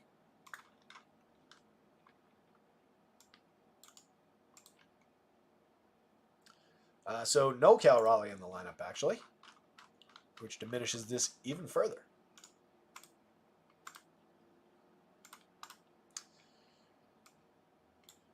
Now, Dylan Moore is the only player in the Mariners lineup creating runs better than average. It's a bad team. Said that day one this season. So Garver, the only catcher available for you, 3,400, does have a little bit of catcher pop for sure, where you have to play the position. 7 home runs, a 166 ISO, but everything else is kind of scuffling. Nearly a 30% strikeout rate out of him. Julio striking out at nearly 30% of the time. Does have a 50.3% hard hit rate, 7.8% barrels. We're up to 268, 318, 344, 5 homers, 16 steals. Maybe starting to coalesce for the season, but still pretty weak numbers overall, and he's been gettable enough. Gettable enough that he's not, it's not that he's not an individual threat, but with not much support around him, with no on-base skills around him, it really limits the damage that he might even do on a good day. Dylan Moore getting on a 325 clip, creating runs 15% better than average over his 203 plate appearances, 6 home runs, 9 steals. He's been effective enough, but not a great option. Decent contact profile, has always been able to drive the ball a little bit. For a cheap second baseman with 4 position eligibility on FanDuel, he's fine if you're stacking Mariners, but not a guy to really go out of your way for. J.P. Crawford, shortstop, needs to get on base better than a 298. He was in like the 380 range last year. Needs to get back there if he's going to hold down that leadoff spot any longer. Just has not been good this year. Mitch Haniger, 3,500, 2,500, 6 home runs, underperforming everything else. 86 WRC plus for him. You do get hard hit balls out of Mitch, but you also get a lot of strikeouts and a lot of zeros. Deadman price for Tyler Locklear remains interesting on DraftKings at first or third. 2,200 remains interesting at third base only on FanDuel. A lot of power in that bat, at least is his reputation coming up through the minors. Very, very cheap for a little bit of right-handed power upside against Crochet. But again, Crochet has not been bad for checking power. Victor Robles, multi-category contributor. Ryan Bliss, potential multi-category contributor. Not a lot of quality with any kind of regularity out of those two in small samples, but capable. Sebi Zavala, capable of driving the ball on the right day, but no real sample to speak of this year. He's got a home run in his 41 plate appearances. Last year, he had 7 in 193. Year before, just 2 in 205. So, very infrequent contributor. If you're going to the White Sox bats, Luis Robert is your priority. He's up to 6 home runs in 60 plate appearances right now. Again, him and Royce Lewis are racing for the best home run efficiency on the season, the most home runs in the fewest plate appearances. Andrew Vaughn, Gavin Sheets are your next 2 priorities, although Paul DeJong has been tearing the cover off the ball in terms of power output. He's got 13 home runs and a 246 ISO over 221 plate appearances and 11.3% barrel, 45.1% hard hit. You're just dealing with a lot of nothing else and a lot of strikeouts out of DeJong. Gavin Sheets doesn't strike out as much, walks, gets on base, gets involved, 20% better than average creating runs. A tidy 183 ISO, 7 home runs on the year. He's an okay, effective, cheap bet if you're stacking this team. Vaughn's up to 7 home runs as well, 143 ISO, a lot less consistency, more strikeouts than Sheets.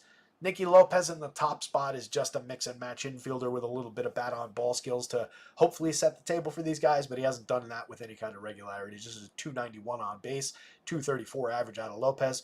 Another just, contact and BABIP-based player. Benintendi, contact and BABIP-based player who's also struggling this year. 194, 229, 283 has been awful. Lennon Sosa, Zach DeLoach, Corey Lee, they're all afterthoughts at the bottom of the lineup. 5 home runs and 5 stolen bases out of Corey Lee is the best option down there. He should arguably be hitting 6th in this lineup. Pretty bad White Sox squad, even against Emerson Hancock. It's pretty difficult to endorse them. Maybe you get a little bit sneaky with like a 3-man, like 1, 2, and then your favorite out of those 2 guys. It's a big, big stretch to think that the White Sox are going to give you quality in a 5-man. Garrett Crochet, absolute top of the board in this game. And then it's really nothing else, but if I had to rank it, it would probably be Mariners bats, I guess. Then probably Emerson Hancock on FanDuel, I guess. Then Emerson Hancock on DraftKings, I guess. and then the White Sox bats on either side. It's pretty bad. Outside of Garrett Crochet, it's a pretty bad game. Last one up, which is good. It's 5:30. We're making okay time.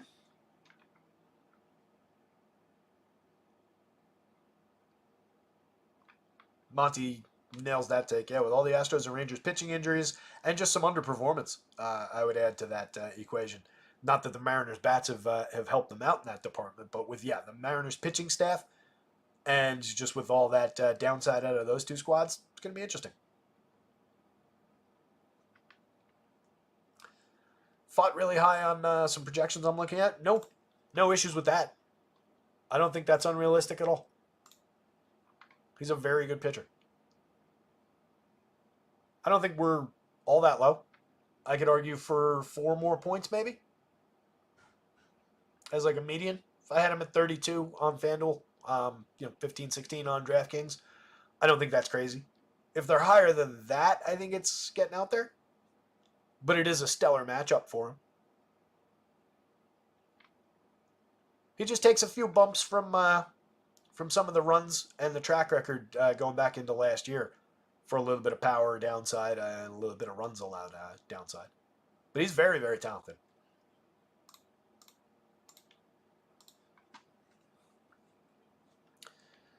Gavin Biggio's on the Dodgers now, if you didn't catch that yesterday. Still not on either slate, it doesn't look like. But he'll be potentially at the bottom of the Dodgers lineup. This is still the projected version. Let's see if we got either of these. Hit the like button, by the way. Hit the subscribe. I know we're flying through things today. Oh, the confirmed White Sox. Nicky Lopez, Andrew Vaughn, Luis Robert, Gavin Sheets, Andrew Benintendi, Paul DeJong, Oscar Colas, Corey Lee hitting 8th, and then Danny Mendick. So some changes there. Nothing about that makes it better. It could possibly make it worse.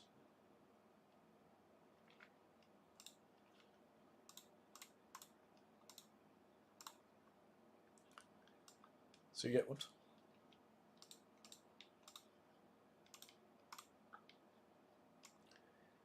You're getting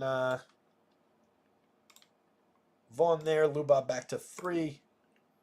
Sheets, Benintendi moves up to 5, which is a mistake. DeJong there, then Colas, Lee, and Mendick. Pretty weak.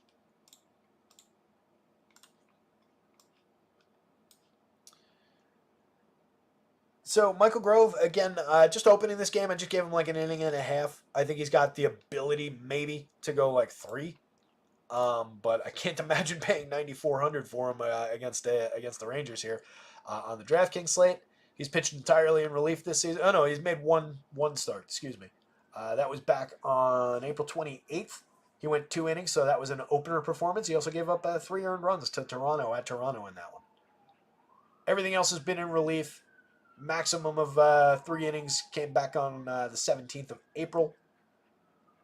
He's thrown 2 innings a couple of times. He's been effective, 30.4% strikeout rate, a 4.59 ERA, but a 3.26 xFIP in the small sample. Hasn't really given up any power. Stuff Plus obviously likes the arsenal, 6 points above average, almost 7. 12.6% swinging strikes and nearly 30% CSW. He's been pitching very well. I just don't think we're getting any kind of performance here. The only thing you worry about is taking the top off the Rangers lineup. You know, he goes through Semien, Seager, Garcia. Maybe he goes through Smith, Lau and Langford the next time through, or whatever the order is. 2 innings of is very limiting for a scuffling Texas lineup. So that's the appeal, not the appeal. That's the potential for what Grove might do here, and I think that's somewhat reflected in that 3.63 implied total. And I think somebody said it's supposed to be Yarbs coming out of the bullpen, and he's not bad for a few innings. So limited Texas side, and then Michael Lorenzen going for Texas, 18.9% strikeouts, way too many walks, a 4.58 xFIP, under a nice tidy 3.05 ERA. So he's overperforming what his actual performance has been. The results are better than the performance. 6.7% barrels is fine. The exit velo is okay. The hard hits are okay on that 13.9 degree average launch. Hasn't given up many home runs. 2 home runs allowed in the last game. That was against San Francisco, over 4 1/3. Struck out just 1, walked 2. Those were the only 2 earned runs, though. Earned run high of 6. That came by against Oakland. 6 runs on 9 hits. 2 home runs in that game as well. Last year was more gettable for power. Not that it came on tragic launch angles, but a lot of hard hits, a lot of exit velo for a somewhat fly ball trajectory, nearly a 4% home run rate, but was better for strikeouts in that 69 innings and 12 starts. Year before was back down to this level in 6 starts. Hasn't pitched a lot. Oh, I'm looking at Michael Grove. What am I doing? I'm sorry. I'm supposed to be looking at Lorenzen. Sorry about that, guys. I went to my game log page over here and I jumped back to the wrong guy. Going back over time for Lorenzen, 153 innings last year, 17.8% strikeouts. That's what I was looking for. A few more barrels allowed, couple few more home runs. Not bad though, but a decent amount of exit velo, and again, somewhat fly ball trajectory with some barrels mixed in there. Better results for limiting contact in 97 and 2/3 the year before with a slightly better strikeout rate, 11.2% swinging strikes, but really, again, not a ton of high-end games in that mix. So do we want to roster this guy and tangle with the Dodgers? Really doesn't feel like the right spot to do it. 7,000 if you're just blindly throwing value darts on DraftKings, sure, go for it. You know, if you're considering any of these guys, you can absolutely consider him. Out of this bunch, he's probably the most talented guy in the worst matchup. I would much rather have Dodgers bats. Mookie, Shohei Ohtani, Freddie Freeman, Will Smith, Teoscar Hernandez. Mix and match your favorite 3 for very high prices. If you manage to get to 5, so much the better. Those guys are all outstanding. Ohtani and Hernandez tied with 17 home runs apiece to lead the team. Ohtani throws in 15 stolen bases on top of that. Will Smith and Mookie each have 10, and then Freddie Freeman, the low man on the list with only 9 home runs. 299, 406, 498 triple slash from Freddie. It's been very, very productive despite a minor downtick like we've talked about a bunch of times. Teoscar's just mashing. Will Smith is the top catcher in baseball, 5,400, 3,600 plays every day, hits cleanup every day with a ton of power, extremely low strikeout option. He's been excellent. Gavin Lux remains playable based on skill set, but the results have been really limited over 192 plate appearances. Andy Pye has been terrific, been as advertised. 6 home runs, pretty solid triple slash over 199, making great contact for cheap prices at the bottom of the lineup. Jason Hayward for 3,027, capable enough lefty. Decent premium contact numbers for the prices, and Biggio probably not available on either site. But the Dodgers, regardless basically of who's down there giving you those cheap, flexible options, they're basically playable from 1 through 9 because of all the quality on any given slate. If you're going to the Rangers, Semien and Seager back together up at the top, 52-55 for the pairing on DraftKings, 38-37 for it on FanDuel. 11 home runs for Semien, 14 for Seager. 213 ISO for Seager, creating runs 34% better than average. Semien a little bit behind that for power, 176 ISO, creating runs 12% better than average. They remain one of the best middle infield tandems in all of baseball. Both are very low strikeout, both can draw walks, both can hit for a ton of power. Adolis Garcia, 211, 266, 413, really underperforming the triple slash. 13 homers, 5 steals is good, 202 ISO is good, but needs to get his act together for consistency's sake. 14.8% barrels, 47.7% hard hits though. A lot of appeal for DFS outside of the limited regularity. Smith and Nathaniel Lowe, couple of effective lefties for good prices in the middle of the lineup. 4,100 for Smith. 3,800 is very cheap for Nathaniel Lowe's talent. 263, 362, 340, creating runs 5% better than average and really hasn't gotten his season going. Over 185 plate appearances. 2 home runs is fine. Premium contact is down. He's got the ability to get back to this kind of level of premium contact. Doesn't strike out, draws a lot of walks. Very, very involved run creator, if nothing else, in that lineup. Smith, slashing 290, 380, 430. He's been effective, 134 WRC+. plus. Just not a top-of-the-lineup hitter. Just an effective average, put the ball in play kind of a bat. Miscast hitting cleanup every day, but a cheap enough option to do it with. Wyatt Langford really underperforming so far. Still just the 1 home run, the inside the Parker. 0.081 ISO and a 72 WRC+. plus. Not what they were expecting. Jonah Heim, playable catcher bat. Ezekiel Duran and Leody Taveras. Playable mix and match type options across a few positions. Taveras just in the outfield, Duran multi-position on both sites. Each guy is a capable multi-category contributor. Neither one contributes with a ton of frequency. Duran probably the better overall hitter. Taveras maybe the higher end contributor in terms of counting stats. And that's that. Check out our pals over at acemind.io for some optimizer needs, for some sim needs. Best action in town in terms of price. Fantastic products for sims. Great little optimizer. Compatibility between the two where you can automatically port lineups over. Got excellent product for MLB right now. They've got WNBA, they've got the NBA, they've got NFL, all the big sports. acemind.io. Rotoscouts, all in caps as a promo code, gets you 20% off your first month over there. Jump into our Discord if you're not there. Follow the @Rotoscouts Twitter handle. Do me a favor over there.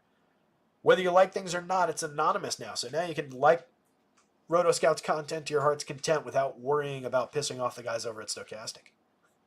Because I'm sure that's what everybody was doing out there.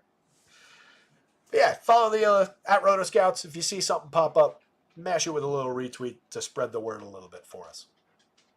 Top of the pitching board, Garrett Crochet, Joe Ryan. 1-1A options. If you've got a favorite between the two, if you prefer targeting the A's, there's no mistake going to Joe Ryan. If you prefer targeting the Mariners, if you really like Garrett Crochet, which I do, take him at the higher price. I love both options. Crochet a little 100 cheaper on the DraftKings slate, 200 more expensive on the FanDuel slate. Either way, across the board, if you're building 150, you want a ton of those guys across those 150 lineups, regardless of popularity. There's just a lot of upside there. And basically every other pitcher on the slate comes with a little bit more believability around their downside. Like Nola, we were talking about maybe taking a look at some Boston bats against Nola. Bad pitching conditions there, wind blowing out, Fenway Park, etc., etc. Aaron Nola could absolutely go out there, breeze through that lineup 3 times, have a day. And I don't want to take that away from him. He projects out great, but a little bit of tangible downside. On FanDuel, Justin Steele looks like a very solid option for 88. I actually probably prefer that a little bit given the price discount to Nola. 88 from 10.6, that is a significant discount over there. So if you're looking to get a little cheap, maybe Steele's your guy on the FanDuel slate. 9,500 for Luis Severino, a tick down in terms of talent, in terms of strikeout numbers this year, not necessarily in years past, but this year for sure. But a terrific matchup for Severino. 9,500 is worth paying for on FanDuel. 8,000 is a great price for that pitcher in that price. I think he's your first candidate as an SP2 to pair with any of the top 3 guys on the DraftKings slate. I do think you could go Severino, Tanner Houck if you wanted. I do think you could go Severino, Brandon Pfaadt if you wanted for 8,000 and 7,400, and just go cheap as your pairing. And then you're just hoping that Crochet gives up 3 or 4 runs and just doesn't quite pay off the expensive price. Joe Ryan, who gives up contact and home runs from time to time. Maybe the A's ding him for 4 runs on a couple of home runs. It's all you really need to suddenly be in the game with Severino, Houck, Severino, Pfaadt, Houck, Brandon Pfaadt. Any way you want to combine those guys. So definitely all 3 of those guys right here are on the board. Especially where, as SP1, SP2 combos.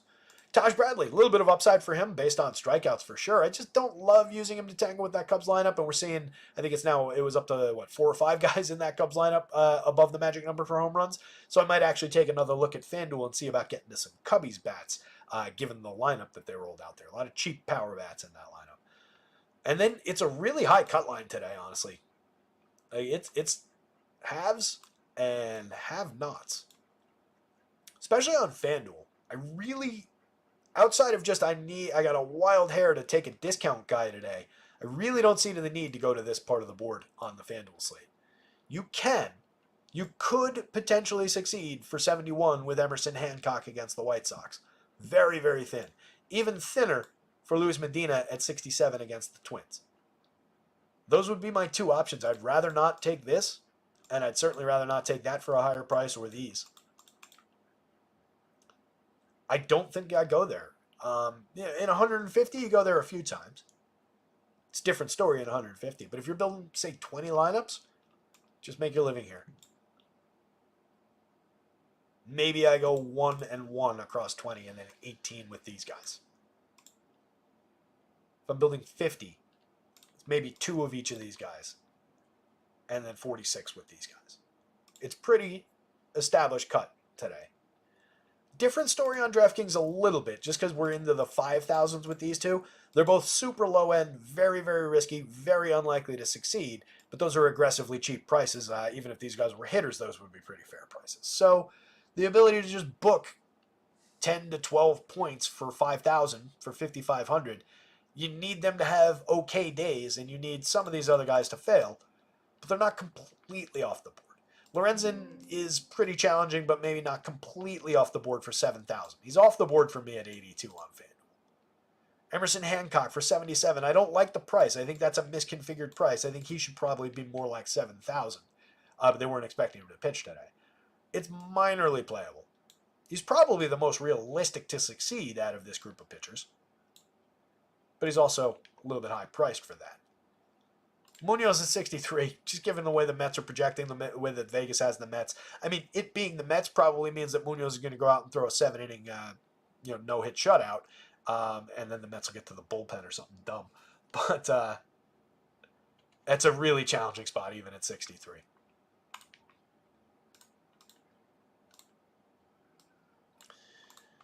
Get ready to see a lot of Cubs and some Mets up at the top of the board. There's some Cubs. A couple of Mets. Fewer Mets than I thought. Brent Rooker, number 2 on the board, 13.93 in that Oakland lineup. If you ever needed a reason to consider Oakland, a little Brent Rooker up there, a little Shea Langoliers right there. A couple of JJs and Miguel Andujars right there. Little bit of power showing. Challenging matchup. I don't expect it to come through, but a little bit showing. Top of the board, Chris Morel, monster spot in that Cubs lineup. Cody Bellinger, Seiya Suzuki not far behind with all the power that they're drawing there. And then Michael Busch and Patty Wisdom also not far behind. Like I said, that Cubs lineup really, really interesting for the FanDuel slate. Just to show how that looks one more time. A lot of power showing through here. It's against Taj Bradley, but I'm more interested in the stack now that it's showing more power bats. But plenty of strikeouts. Bradley could have a day where he gives up a home run or two and still cruises through this lineup, and they score just 3 or 4 runs and don't have a good DFS day. But I'm kind of getting into the Cubby stack a little bit for FanDuel. Arizona is very interesting.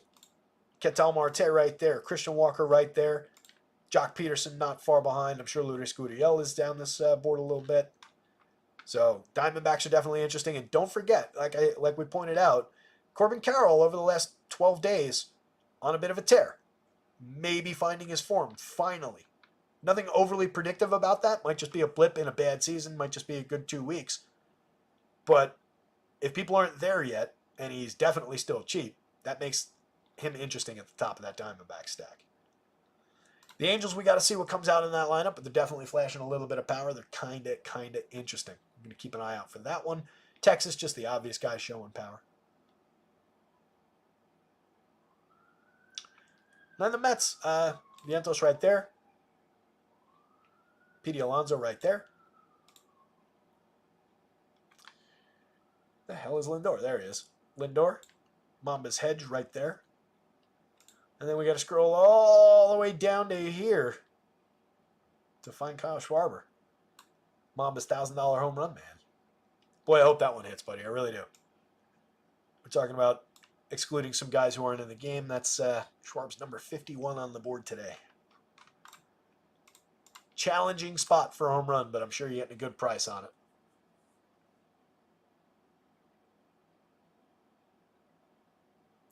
Thinks Red Sox win. Phillies have some people missing from the lineup. Yeah, the Phils have definitely taken some bumps over the last couple of weeks with guys out of there. Could be a day where the Red Sox win. As I said about that game, I think I'm going to give the Red Sox bats a little bit of a look, but more often than not, I think that lineup goes, or that game goes, we're in the 7th inning and it's a 3-2 game. I think that's the kind of game that those two pitchers are going to put up. So I prefer the pitching, but wouldn't stun me if either of those teams had a day in terms of the bats.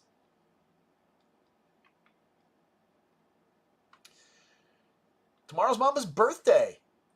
Happy upcoming birthday, buddy. Yeah, hope for the birthday bonuses for you tonight. When you look at a slate with better pitching than hitting, what is the best way to get leverage on the field?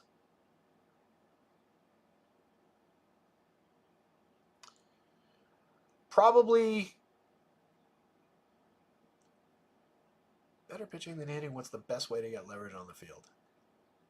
I would say if it's a slate with a really deep pitching board, then you're typically going to have a number of pitching options at low ownership that look pretty good, that are easy to get to and provide a lot of leverage, especially if they succeed against the more popular options on a board like that. So my first instinct would be probably to just look at the good but slightly lower owned pitchers among the guys on the deep pitching slate that you're talking about. Um, Probably more so than saying like pick the most highly owned pitcher out of that and grab the bats against him and use it that way, which is another angle in toward leverage. But a lot of times you'll get like a bad team. Like you don't want to do something like that necessarily with like the White Sox.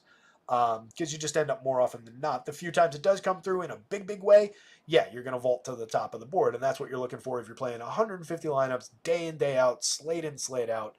But you need to be doing that for that math to hold up. If you're building 20 lineups a day, tossing them into the big contest and playing it lotto ticket style, it's a lot of difference.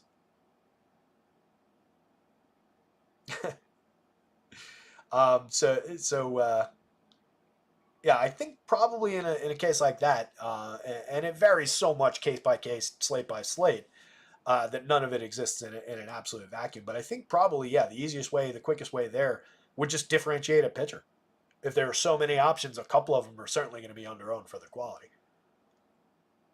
And then you could also say, pick the lowest end seeming of the good pitchers. And if the bats against on the other side are not all that popular there, then maybe that's a good way to gain leverage, where you're not going to like a bad team against the best possible pitcher. You're going to like a middle of the road to good kind of a team, say the Cubs, against a middle of the road to good kind of a pitcher. Cubs against Taj Bradley kind of clicks for that. And especially when you gain some advantage from like the power that they're showing, right? So it depends, but again, that would entirely depend on how owned the Cubs are on said slate.